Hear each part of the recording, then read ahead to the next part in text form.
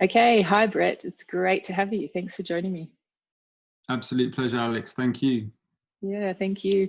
So, just having heard your bio, it's really clear that your career has taken some twists and turns. And the more I do these interviews, the more I'm realizing, there's so much value and interesting, insights that come from how you make those decisions. So, can you take us back to where you started, where you are now, and just walk us through some of those highlights? Yeah, I think I'll sort of reference back to sort of the first time we sort of spoke, when we kind of really explored this idea of, like, having this conversation, and I said that I felt that whilst I know a lot of people have unusual stories, I definitely took a few twists and turns along the way, and that really kind of connects to my own kind of values kind of shifting at a certain point. And I know we talked a lot about kind of being in school and even thinking ahead and having some kind of vision for where you might be in the workplace at some point in the future. And I always had this vision that I was going to be, striving to be as rich as possible in the city, wearing a suit, driving a Porsche. That was basically the picture of success that I subscribed to as a kid. And I guess it's very heavily influenced by my experience growing up. I was candid about it. I'm a working class kid from London. It's like I had those kinds of values. I had those kinds of visions for doing something better for myself. And that really drove my first set of decisions about where I was going to go next, how I was going to move from education into something. And actually, I guess, sort of starting to do fairly well at school, or unlocking some kind of recognition in my grades, realizing that actually I could do school was quite a big point as well. I think that's a big point for a lot of young people. They school doesn't necessarily feel like the pathway. But I started to see that grades were actually kind of like showing me that this was something I could, follow. And then the idea of it, kind of higher education, university came into play, because I didn't ever dream of going to university. I never thought that was even for someone like me. So yeah, getting to a point where I was like, okay, I'm getting grades. I can go to sixth form, as we call it in the UK, what we call college. And then, doing okay there and getting enough of a kind of grade, a combined grade set that would open up opportunities in university. So I think, to sort of say that something that boosted my confidence was getting my first choice of university was like quite a big thing. And that was, it was strange because it wasn't based on the grades. I had grades, but then I had a kind of, somehow I randomly met someone. So again, talking about the little twist, twists and turns, right? I was studying really hard in my local library, and there were some older guys there. And during my little break or whatever, they said something and it caught my attention. I just sort of, I said, oh, I know something about that. And we started a little conversation. And then I just was saying, well, what are you guys doing? Where are you going? And they told me about university. They told me about where they were studying. And I said, that's really weird. That's basically my first choice, university. And the guy I met, he just said, what course is it? And I told him the course, and he said, well, that's what I'm doing. And I know the guy who runs the course. And he said, what's your name? I'll put in a word for you. And it was one of those weird things. It's like, I have no idea if that happened or if he did anything. No one ever told me that this guy came and spoke to him. But it might have had an impact. Yeah, right place, right time. Yeah, it's just one of those things, people do say sometimes it's like who you know, not what you know, and all that kind of thing. So I didn't quite get the full grades I needed, but somehow something else maybe came into play and I got that opportunity. So yeah, getting that was like quite a big bump of confidence, I think. Yeah, it's like sliding doors. So you had these kind of symbols of success, and then you were kind of plugging away, like working hard. Obviously these things don't just happen by, they don't fall from the sky. So you're plugging away in the library, but then that kind of threw you into the path of maybe meeting people who, just connected some dots for you. Yeah, and I think it sort of speaks to a little bit to the sort of purpose of these kinds of this kind of podcast, is that we've got different ways of hearing people's stories and different ways of passing on a little bit of inspiration or whatever. And in that moment, just the fact those guys that were in my local library were doing this thing that I thought was to a certain extent out of my reach, but immediately became slightly more within my reach just by knowing that there were people just like me, maybe a little bit older, who were doing that. And I felt so like, it's like okay, role modeling. Yeah. Exactly. It's just a simple thing. It just made me feel like this is a bit more closer to real now when you meet someone who's in that situation that you can sort of relate to. So yeah, that was really a big point. And I think we sort of spoke about the university piece. It was very much geared towards that original value kind of like position of things, you know, trying to get into the city and get into finance and kind of be part of the sort of, you know, big money culture of things. And you know, it was during that time that I realized that there was something else going on for me personally in terms of my own character. And I kind of, again, another sort of wave of confidence in that I realized maybe I can allow that to come through a little bit more. Maybe I could find a way to apply that part of me to this journey that I'm on. And what was it that you saw coming through? Like, what did you feel bubbling up? Just a bit more creative. I felt like I'm creative, but I'm not allowing myself to be because I've got this strict vision for what I need to be in order to succeed. And it was kind of like a bit of a constant battle between, you know, I'd love nothing more to be sitting at home and just drawing and just like making up stuff that I, you know, like the look of. But at the same time, I was on this journey of like, I'm trying to get this degree so I can work in the city, so I can be on this trajectory of like high paid job. Financial success, yeah. Yeah, so it's just kind of like, how did I tried to go on a bit of a, how can I bring those two things maybe a little bit closer together? And I decided that I could, I felt like real estate, as you guys call it, or like the property industry, as we call it, was a kind of meeting point of the two. It had that financial investment kind of aspect to it, but then it had that kind of tangible creativity and buildings and the built environment. And I felt like maybe that's the meeting point that I could kind of combine my, you know, my drive and my kind of creative interest to sort of unlock something that I get value, get satisfaction from. Yeah.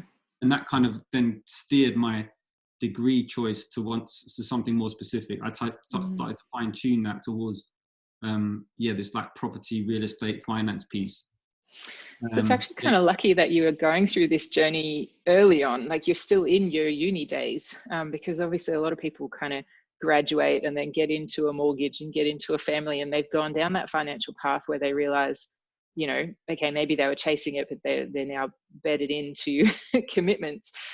Whereas you were kind of like reconciling these things within yourself pretty early on. So was there anything that was happening at that time that was kind of prompting you to reflect and think through or to observe? Was it really an inner thing, or did you hear people outside of you talking about this kind of discovery journey as well? I guess it was just exposure, really. Yeah. You know, I had my kind of, as I say, my kind of core ingrained kind of value driven idea.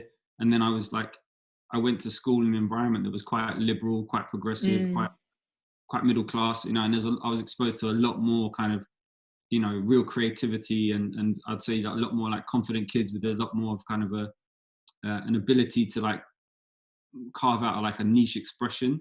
And I was kind of interested in that. So it's, again, it comes from that exposure of different worlds, I suppose. And it's something that grew with me throughout the whole period. So yeah, but again, it's sort of, it's not in my real routine, but it's something that I was exposed to and kind of felt naturally aligned with. And it's just the kind of opposing kind of factors that I'm juggling, really. You were finding a way to make it all work. And so with that in mind, like there's this huge rising trend of people saying like, I don't buy into the bachelor degree anymore. It's just a parking lot where you go to learn some stuff that's not really going to translate to the work afterwards. But your journey was, okay, even if that's not the profession that I'm working in, the period of flourishing for me to discover myself. And it was a liberal environment where I could express. So do you have any reflections or any advice to people who are thinking about maybe just shooting through the uni experience, if they're so privileged to kind of have that. As you said, it's a pretty big deal to get in. What are your thoughts about like what you learn there versus what you grow as? I think there's two ways of looking at it. I think there is really like a functional element where it's like, you know, it could supercharge your trajectory. It could take you into a space in a more deeper way. It could give you more of a specialism, or you know, it can equate to a boost in your pay packet. If you are coming out of school and just going straight into a job space, you get the graduate boost, and then it's like, you know, you can get paid a bit more money. So it's like there are functional aspects to it, I believe. But then again, for me personally, it's like there's a lifestyle or a kind of character building aspect to it, you know, meeting all that types of people from around the world. And we talked about it. It's like I went into university studying in London, in my hometown, because I didn't, going to university alone was a big enough step. I didn't have this picture of going further afield than that. It was like that was enough for me. I need to just get the functional thing, get the university degree. But then in my second year, I went to America. So it's like I went to University of Illinois and had a year there. And it was really there again where I just met so many different types of people from all around the world. And that immediately kind of just, again, added a whole nother dimension to how I see, how you see yourself in things, right? How you can see more potential futures for yourself in things. So for me, again, it's just about that exposure piece. It really shifted the kind of the dial a bit, and again, I kind of had other kind of I guess confidence kind of building factors that occurred there as well. Just being away from home was a, you know, it sounds minor to a lot of people, but it's quite a big deal, like to go to another country and then kind of like make something happen and come back, you know, with success as well, like having achieved again like more good grades and like all that kind of stuff. And that just feeds into again, like being more confident and cool. I need to make a decision based on what's good for me. Yeah, it gives you more reference points, doesn't it? Like I can only encourage people, if they're so lucky to go to uni, even if they don't see it directly translating into knowledge that's going to apply on the job, because you just, like you said, you get resilience, you get exposure, you just get more knowledge about how the world works and what you actually want before you launch in and commit to something.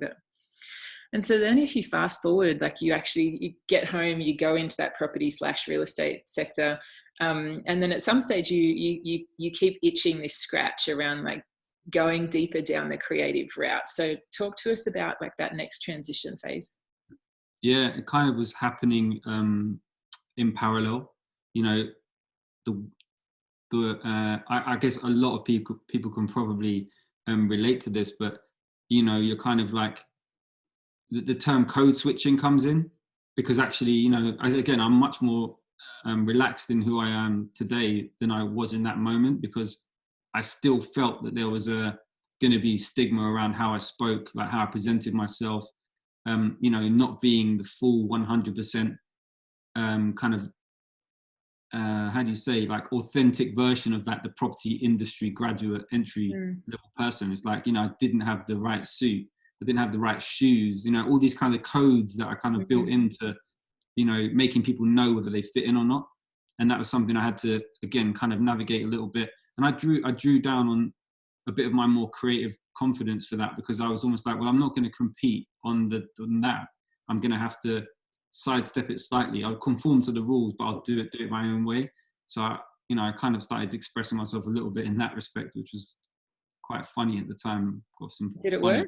Like, did it land in terms of clients? Yeah, I mean, I got comments, you know, you get comments about kind of the fact you're not really doing what other people are doing.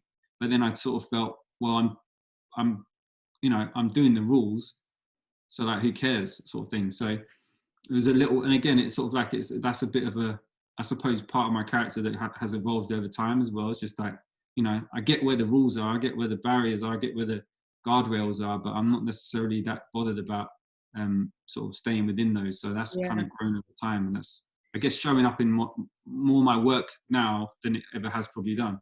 Yeah, I think you get that confidence as you get into your character, don't you? I think about myself turning up for my first internship at Deutsche Bank with my nose pierced, and the looks and the social pressure that surrounded being in a big bank with a nose ring. And then now I'm like, this stage in my life, I'm like, yeah, you want to say something about, I don't have my nose pierced anymore, but someone wanted to say something about it, it kind of slips off you a little bit more. But I think you've got more credibility in the work that you've done, whereas when you're just turning up, it is, you know, that you're fitting into someone else's mold, isn't it? So that's exactly it. yeah. So yeah, just back to your point, the sort of, you know, I was doing that day job and kind of code switching into that environment, trying to, you know, do certain things with my how I appear to kind of maintain the opportunity to not stick out too much. And I know that's something a lot of people have to do or feel that they're doing, particularly in your younger years, right? You really feel like you have to do that.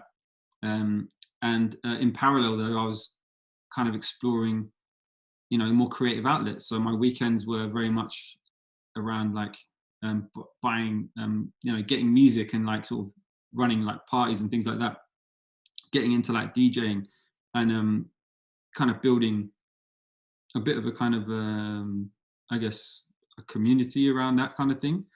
And it was absolute worlds apart from my day job. You know, I couldn't go to work on a Monday morning and say, you know, we had 500 people dancing around a club on Saturday nights or whatever time, you know, to a certain type of music, because there was no one there that could relate to that. And if I spoke about it, I'm sure that it would have been assumed that I was therefore connected to like, you know, drug culture or something like that. And that's like not something I really want to, I don't want that to feed, again, a misconception of who I am. So I kind of kept it separate. You know, most almost other living two lives, almost like the weekend you or the nighttime you and the daytime you. Yeah, it's a little bit like that. But again, I know that I'm not alone in that. It's like a lot of people have to do that still today. So, you know, I empathize with that.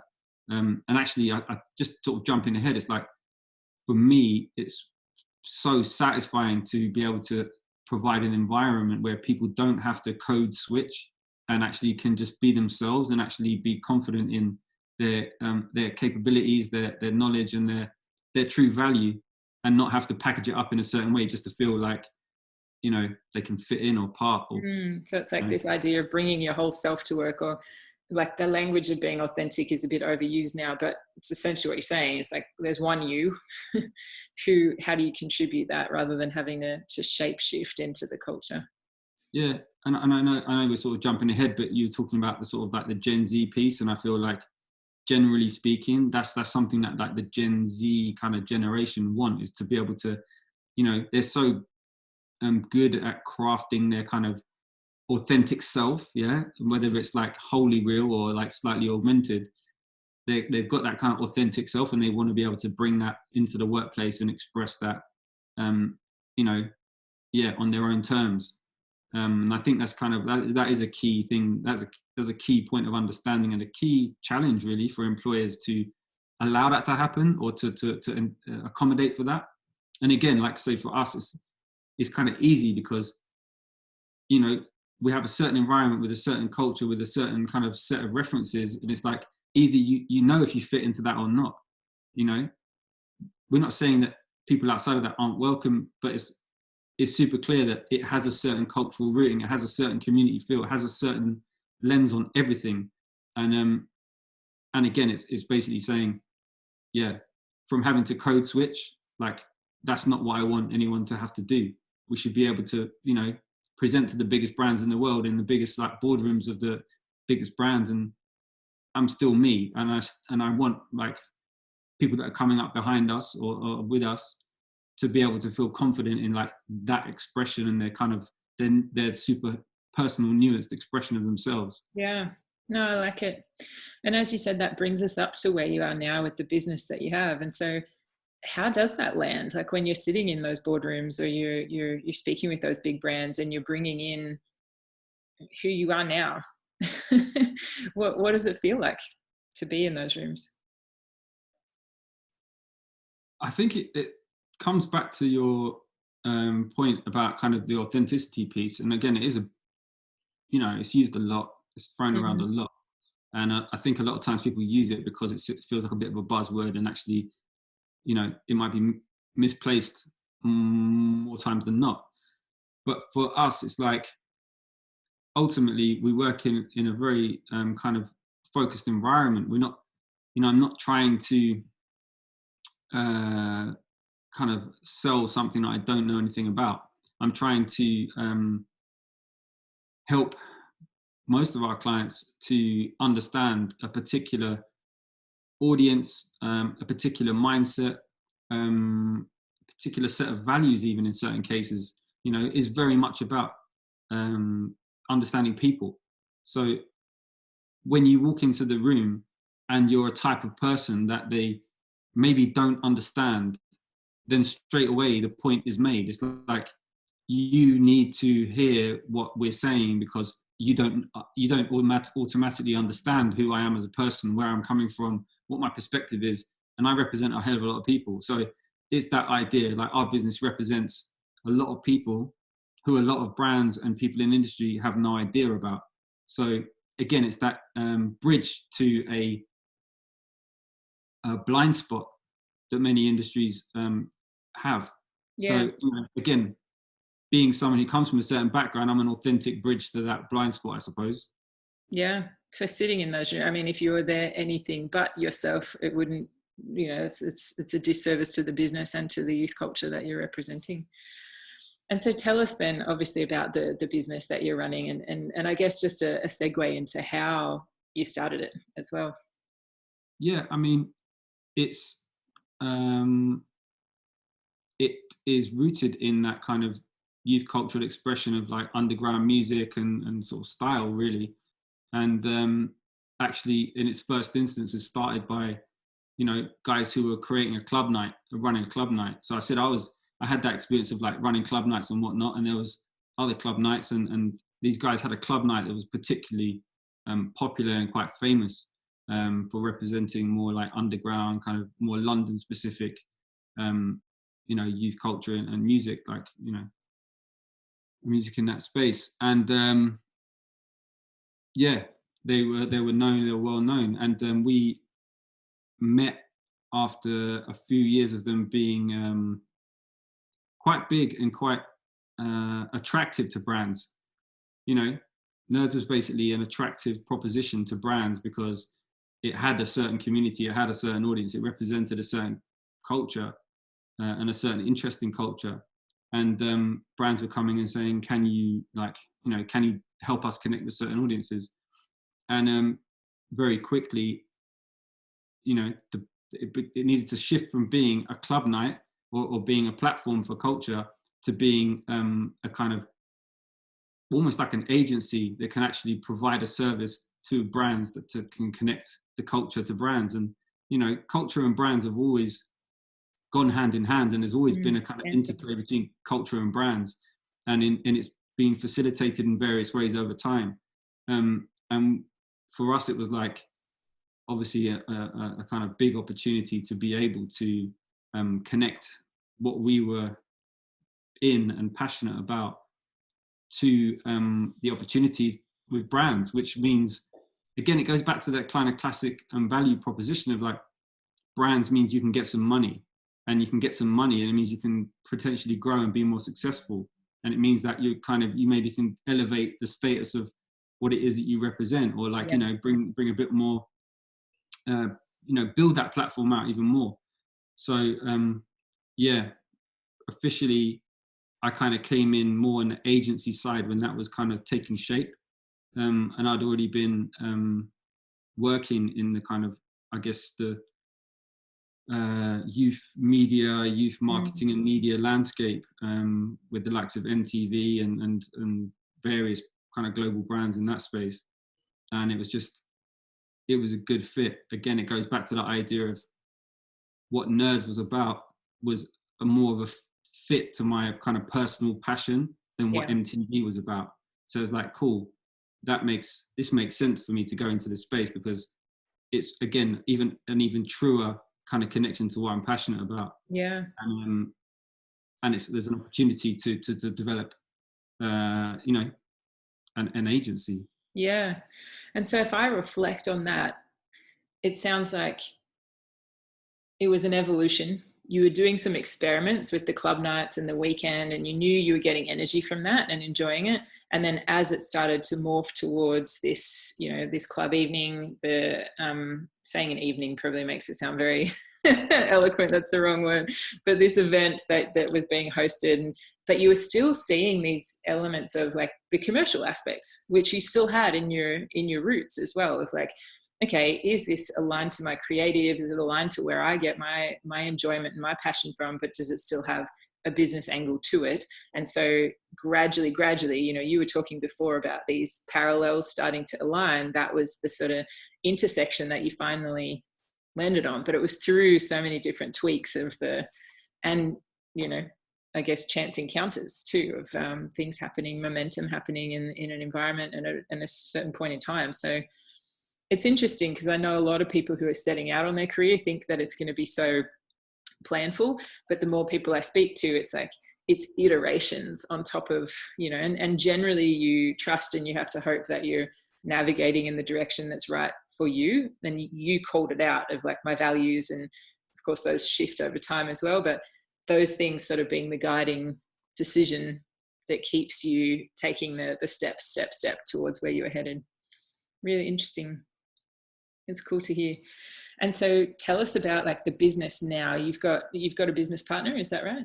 Just one other person? There's three of us. And we are, on paper, I guess you'd call us a marketing agency, but as I said, we have a specialism in kind of younger consumer profiles of a variety of sorts. But our main kind of proposition really is kind of the connection between kind of brands and culture. Yeah. So, you know, certain youth cultural expressions and brands, you know, ultimately the premise is most people, not just young people, most people have I guess an identity that they root in, and they filter everything through that identity. You know, it's like if you have a certain identity and you're, you know, whatever, thinking about renovating your flat, you know, that identity that you have is going to influence how you choose to decorate, right? So it's that kind of simple thing of like, you have a cultural identity, that cultural identity becomes a lens on anything. So if brands, you know, kind of want to work out how to be relevant, then you have to understand what that cultural lens is for different people, and you need to show that you kind of are part of that cultural lens. And that's a big part of what we do, is the sort of culture marketing, culture strategy. Yeah.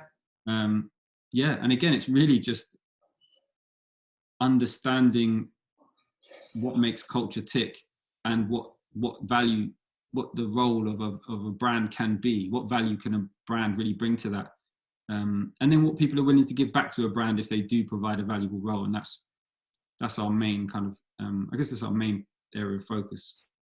And so what do you find yourself doing? Like, it sounds as though the genesis of you getting into this space was being in the clubs. Like, what activities do you still do to stay close and to have that visceral experience of culture yourself, so that you can translate it and be that bridge? Yeah, I mean, for me personally, it's always been music related.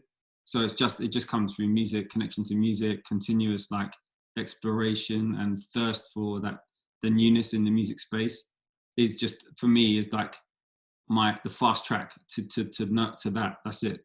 And obviously around that, then you've got like the sort of style and kind of like creative expression of certain movements in music. And again, that immediately informs like visual cultural trends, you know, what kind of, how people are dressing and all that kind of stuff. So again, for me personally, it's like the music is the sort of fast track to that. And it's personal passion. It's not a job to be into that and follow that. So again, it's like turning that passion point into something that's a useful, valuable tool in my work. And how's it worked through COVID? Because I can imagine, I mean, obviously music you can have in the pleasure of your own home, but at the same time, you're not having those live experiences. So how's that been for you? Yeah, it's tough. I mean, again, for me personally, it's like I'm a very active person in the cultural space. So yeah, it's gigs, it's like exhibitions, it's like you know, launch parties for various things. It's like the industry get-togethers, all that kind of stuff. But yeah, none of that's happening, right? So, you know, there's the kind of digital alternatives, you know, the odd talk or the odd panel, engagement here and there. But to be honest, I'm just like holding out for like when it kind of comes real again. I'm just doing personally what I can in the background to, you know, support people that are in music 100%, because, you know, I've been in that creative space where I was not working a full-time job and actually doing creative stuff. And I know what it's like to rely on the money that comes from that stuff. And it's really hard right now. So, you know, if people are putting out, you know, independent releases online, it's like, yeah, okay, every few pounds like spent to sort of back someone is actually little gestures, right? It's little gestures, but it's all you can do. You know, buying T-shirts, buying merchandise, you know, it's one way you can still support. In fact, we had tickets to various like festivals and whatnot, but they, you know, they were postponed till next year. So instead of cancelling, just left the money with the company so that they can then still roll that into next year. They don't have that sort of financial insecurity going into next year. But again, I can do that. Not everyone can do that. So I do consider myself lucky in that respect. I can still support from a distance during this situation. So yeah, absolutely. And community is really key. Not just because you're working in this, you know, youth culture and marketing space, but I think across so many so many aspects of our lives, people have kind of had this reckoning of what's actually important in their communities. And, you know, obviously switching gears, like another element of reckoning and reconsidering community has been around racial justice this year as well. And I know on your website on Nerds, you've made a commitment to anti-racism, and I'm sure it's, you know, it's important in the world, but I'm sure it has a lens on it in your sector as well. So can you talk to us a little bit about like what motivated that, the statement, what's coming out in your space? And obviously a big question, but what's it like to be a white male at the moment in this climate? Yeah. I think the first thing is, for us, it was I guess like a no-brainer to actually make a stance and make that overt, because anyone who knows us, anyone who's worked with us or been part of our team over the years, knows how important the kind of diversity piece is to us. And I say that in the broadest term. Again, it's like we talked about the code switching pressures, you know, the kind of like the feeling like you have to like really maneuver certain things to fit in. And yeah, okay, I'm a white guy, but I have had that experience. So, you know, we've created a company, created an environment where people should be able to be themselves and be celebrated for their talent and merit above anything else. So yeah, when everything kind of kicked in with, I guess, you know, Black Lives Matter is a very specific kind of pinnacle part of that. It made absolute sense to say, yeah, we back this because we do. And the statement really was the sort of like the pledge was really to do with the fact that, you know, there's not many people who have as diverse and a kind of real representative team in industry, and we felt like we should set an example here. You know, it's not to be big-headed or anything like that. It's just to say there are certain things that we're going to do to make sure that like it's really clear that we're putting this front and center at the core of it. And it wasn't to say we're going to start doing this stuff. Yeah. It's more like, look, we've been doing stuff already. We don't need to talk about that. We don't feel that we need to dwell on that or kind of like protect ourselves by like shouting about that. It's just going to be going forward. We can do more. And that, the doing more was really the driver for the pledge. Well, what kind of actions does that include, particularly for other companies who are thinking like, as you're saying, it's part of our DNA. We don't want on this line of not trying to virtue signal, but also wanting to make sure that like our clear intentions and the way we're already, you know, delivering as a business is out there. So what does that mean in terms of actions and behaviors and things that you do as a company? Yeah, I mean, in terms of what the pledge says, you know, it's about putting diversity at the core of your business in a genuinely meaningful way. And, you know, again, we don't need to virtue signal, but you can ask anyone who's worked with us or is in the team, whatever, you can see what we represent just by looking at the makeup of the team. Then if you look at, you know, okay, from the outside looking in, we're like majority white ownership. Yeah. So 2 white guys and a mixed race guy, but it's not about that. We wanted to say, cool, we will put diversity at the highest level. So that was another point that came up. It was a big discussion in the industry, was great, there's openings and creation of diversity at lower levels, but then that's more fluid. Those lower level opportunities come and go. But actually what really is gonna make a real change is to work harder to unlock diversity at the highest level, so that again, there are leaders of a variety of shapes and sizes in the top that again can be relatable role models. And I'm very happy to say we've just secured our non-exec director that we pledged to put in place. So and that is a really positive placement. Yeah, that's awesome. Absolutely. So it's about, as you say, representation and making sure that that it's ingrained in who you are as people.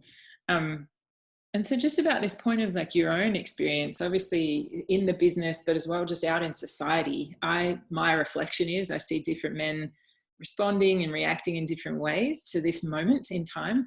Some are kind of, you know, clearly threatened, maybe feeling like they're at a loss, and others are kind of seemingly embracing and kind of, you know, really leaning into equity for the opportunity that it, you know, we're all, you know, can see that it creates. So where do you fall on that, and what's the outside in feeling? Any messages you receive from society, and then what you feel sort of you're pushing back to us? Yeah, it's difficult because again, I have a certain upbringing, a certain background, and I know I can understand a sense of fear in a certain respect. I can understand it. I don't support it. You know, I understand it.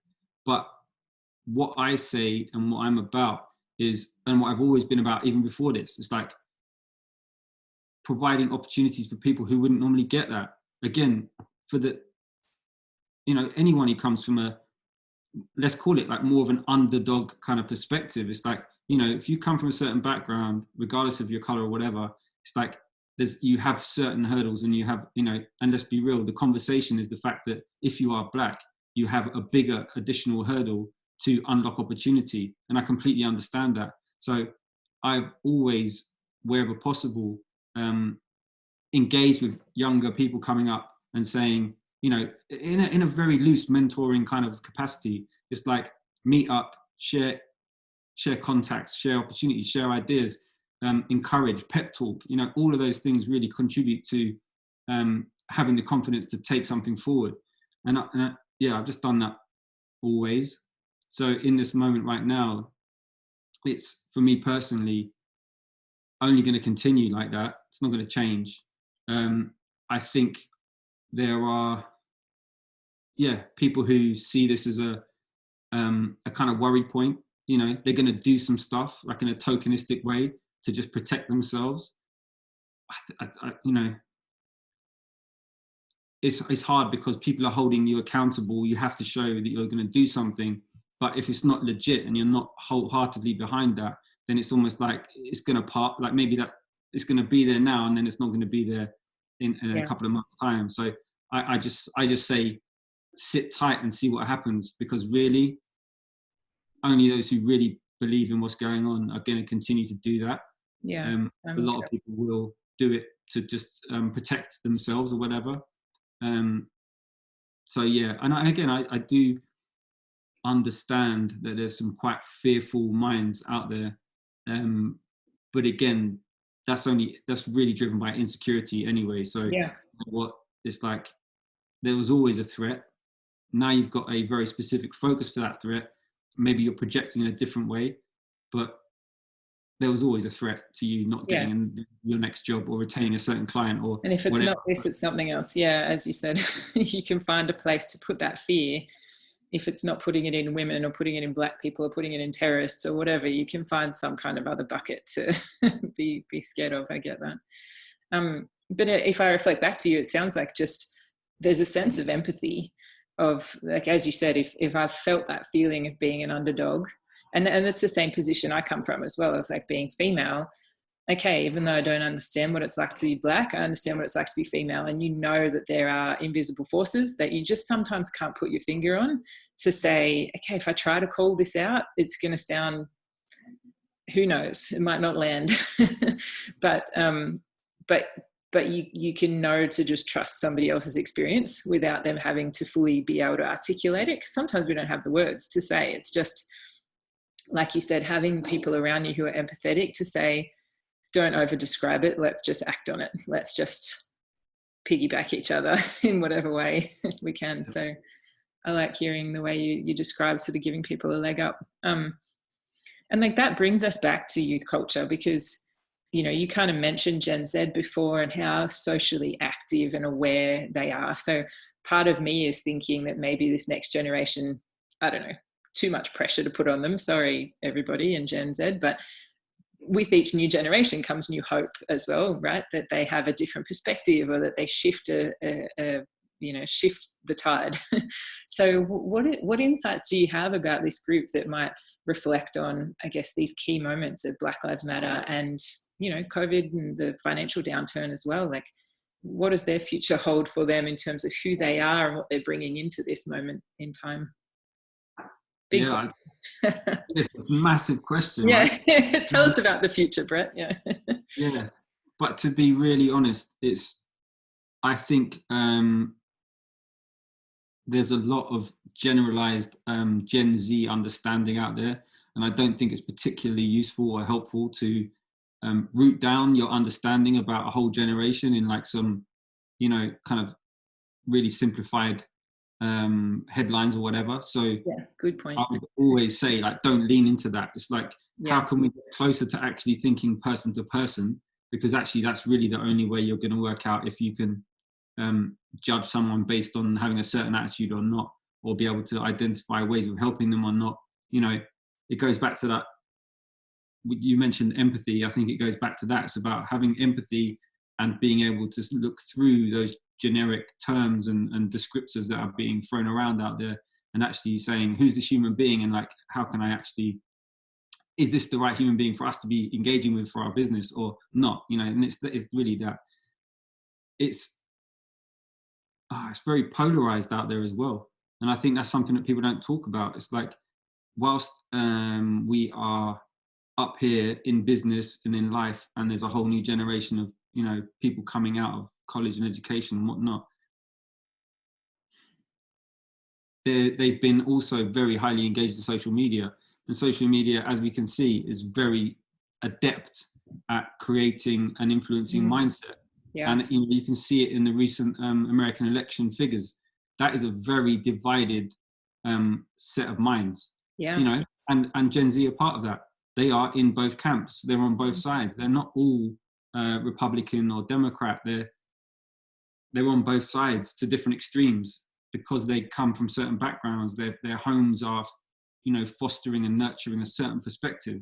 So I don't think that we can generalize about whether it's good or bad for Gen Z. I think we can only talk about the fact that they've been kind of left to their algorithmic kind of bubbles. And that is really a problem. If you don't understand that that's happening, there's no way you've bothered to look outside of it. So for me, it's like, there's an educated group of Gen Z that probably have an ability to say, I'm me, but I also understand how other people are experiencing the world. And then there's a lot of kids who are going to be like, well, this is my world, and if you're not part of it, then I can't relate to you. Yeah. I think that's that's really where the tension point is for me. It's like, how do you help kids who've been left to be in that bubble to actually have exposure, right? It goes back to what we talked about at the beginning of the conversation. Yeah. How can you create that exposure that broadens the picture, that broadens the sense of self, that broadens that idea of like what potential can be in the future? Yeah. And I think that right now, the social media point of it is kind of has eroded in a large portion of like the Gen Z community. It's eroded the potential for young people to have a bigger picture. So interesting. Yeah, I like that you called me up on, you know, that everybody's individuals, and it's reductive to talk about people in terms of generations. I think I felt that myself, of being a millennial and having so many projections of different, you know, the baby boomers and the Gen X before me, kind of saying these, you know, upstarts thinking they're going to change the world, and all the things that were projected onto us. And then now, you know, in turn thinking about Gen Z in the same way is a disservice. But to your point around social media, I mean, this is the first truly digital native generation. So yeah, I guess that can be a force for, I don't know, can it be a force for good and bad? I suppose it could be, but we're only really talking about the negatives at the moment of, as you say, those bubbles. So I wonder how that will impact when they come into the workforce, where they get their information, what they're perceiving in terms of, yeah, like workplace culture, etc. So time will tell. We'll let them be human and recognize their unique experience for this generation as well. Yeah. Cool. Well, thank you for talking through, I know we've almost solved problems of the world. I feel like I go on such big arcs on these conversations, but I really appreciate it. So I'd love to finish off with some rapid fire questions. I will start the sentence, and if you can just finish it with whatever is of interest, you know, kind of resonates for you. So I want my 102-year-old self to know that. I did my best to see as much of the world as possible. Fantastic. The people in my household think that I work too much. Are they right? Well, it's just me and my wife, so you'd probably ask her. Yeah, exactly. I wish the world was talking more about access. Access to what? Yeah. Access, exposure, that point that we talked about, you know, just the ability to develop empathy comes from access and exposure. And for me, that's just the basic. I think that is a fundamental issue that we have right now. You know, our industry, we talk about, I'm in marketing, everybody talks about it being about people, and it's a people industry, and it's all about empathy. And then you look at the makeup of the industry and the lived experience of people in our industry, and if you're talking about empathy, it kind of feels inauthentic, because what kind of exposure have you had to the broad spectrum of those people who make up the populace?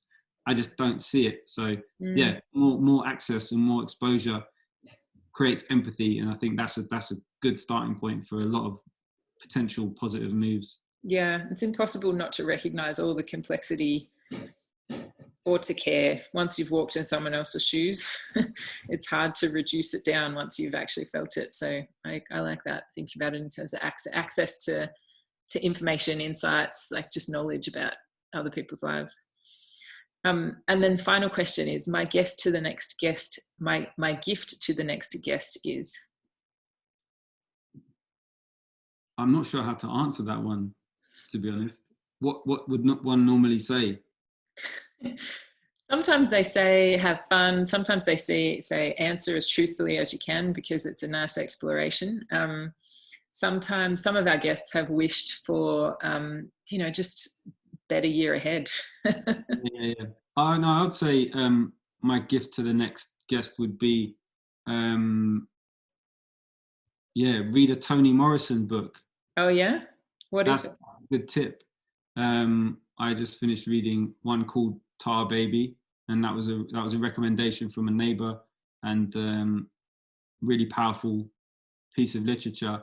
I'm not a big fiction reader, but it was something that, it was a very rich experience for me during lockdown. So nice, I like it. A book recommendation, I enjoy it. I'll share mine back. I've just finished Megan Rapinoe's book, which is she's the female soccer player who won the World Cup, the whole team, the US team winning the World Cup last year, and she was a big part of the Black Lives Matter taking a knee, as well as getting equal pay for the female soccer players, football players, as you say. And then I also just finished Sandman by I've forgotten his name, the same guy who did American Gods, Neil Gaiman, which was much more fiction fantasy than what I'm used to, but was a great kind of trip, just taking me away from reality. Not the reality is not good. It's, you know, it is what you make it. Yeah, but that's what we need right now, isn't it? A little bit of escapism. So if it comes in the format of a Neil Gaiman, then yeah. Exactly. Sounds good. Take it where you can. Well, thank you. I'll let you go and have your evening. Hopefully spend some time with your wife, considering how busy you are away from them. But fantastic speaking to you, and I really appreciate the insights. So enjoy the day. Yeah, thank you for having me. Absolutely.